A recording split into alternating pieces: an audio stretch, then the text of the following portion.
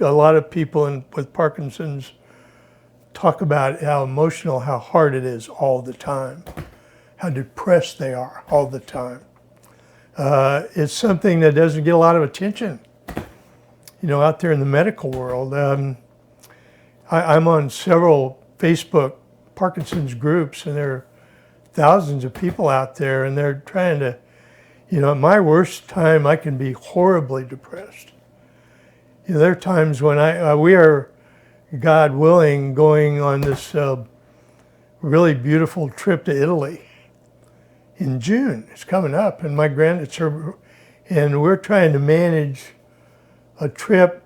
It's a difficult trip. You change airports, you walk through airports, you have luggage, you get in this condition, and it can be really, I can get down on my knees and cry about it. It's so depressing. But the good news is, where I am, I know the brain, and I know about emotion, and I know it's real, and I'm okay to cry. I cried with my primary care doctor the other day. We're trying to find another medical resource. So the beautiful part of my life is I've learned, I've talked about the brain. It's my brain. It's still got all the billions of neurons going on, and it's, that's useful to be able to manage my own emotion. I'm not sure. What do you mean by that? So the emotional intelligence vehicle is to be able to take the emotion you have and go back to joy. And I can do that. But the other things, the pain and all that are real, and I get that too. It's just that God's given me a more complete toolkit to work with. You say on and off. I got a question. Every day, is there an on and an off session, for lack of better words? Well, when I first got the diagnosis, the neurologist gave me the pills. They're very expensive, carbidopa, levodopa. And take one at 7, take one at 2 p.m., take one at 9 p.m. It worked pretty well. I would have a brief period in the morning, and then I'd come on and I'd feel good, and I could really do a lot. And then as the pain started to increase, it affected the on and off cycle. Because there is really sometimes the pain and Parkinson's aren't the same thing. But now I'm at a period of time where we're still trying to figure out what to do between 2 a.m. and 7 or 8 a.m. when I wake up. We're still playing with drugs on that. I can tell you, I can be sitting, I do it right, feel good, get on, eat right, eating matters, timing matters. It really drives your life. I mean, I can tell you right now, okay, I'm an hour and 10 minutes away from 2 o'clock to take the pill. I should have eaten something more this morning.